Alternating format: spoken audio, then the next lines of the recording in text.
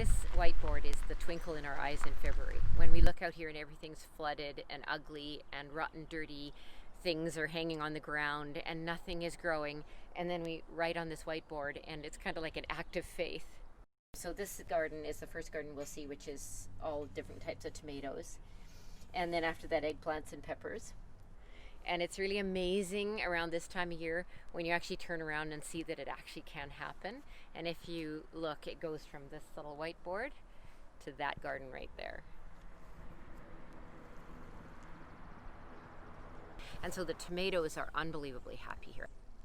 They love living here. There's 360 of them living right there right now. What's your favorite variety of tomato?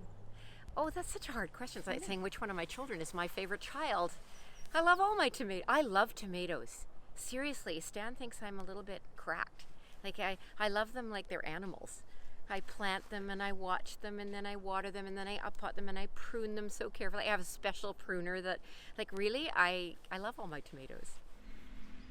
So this is a 100-foot row, and generally a 100-foot row will generate 75 pounds of broad beans approximately. But they all come at different rates. And so no machine can come in here and pick them. So you need pickers. They're a little bit challenging in that way. And you don't need pickers just this week. You would need them next week and the week after. So I think they're not the easiest crop.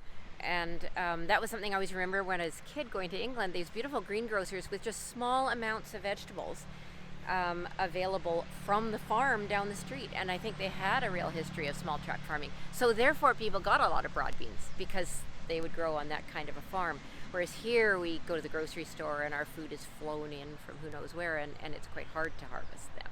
So I think that's why it's become a little bit of a niche. But people almost feel like they're a bit of a broad bean club. They phone us up and reserve their broad beans. And one lady right now has been coming every day for her broad beans. Like just once a day. She gets a pound of broad beans. Then she goes home again. What's going on? Oh yeah, it's time. The call is on. There are less than 100 registered Cotswolds in Canada right now, and a number of them are in BC, and we have 4 of them. And our ram is a Cotswold. He's way over. Cinnamon, he's rubbing himself against the fence. So he's a purebred Cotswold called Cinnamon. And he's the father of many of these lambs. And these 2 in front, you can see the girls. You can see the resemblance. I'm just asking for your permission for these people to see your girls, okay? So if you dominate a ram well and respect him, generally he won't be too aggressive. I mean, I'm not going to give you 100%. He won't decide he's going to want to butt us, but he's assessing you. He knows who I am. And he's also making sure we recognize him before we do and go and touch these girls. And if you do go and touch the girls and he didn't know you, he would probably run after you.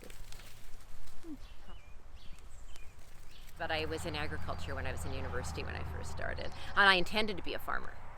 But the best laid plans, you know. I decided to go into medicine and took a little detour. And there I met my lovely husband, and for quite a while we were urban based. So then I never did farm. So that was a plan I had in the beginning of my bachelor's degree in university, and it just came to fruition 5 years ago. So it's probably a good testimony that if you have a dream, sometimes it can be like 30 years later, but that was my plan.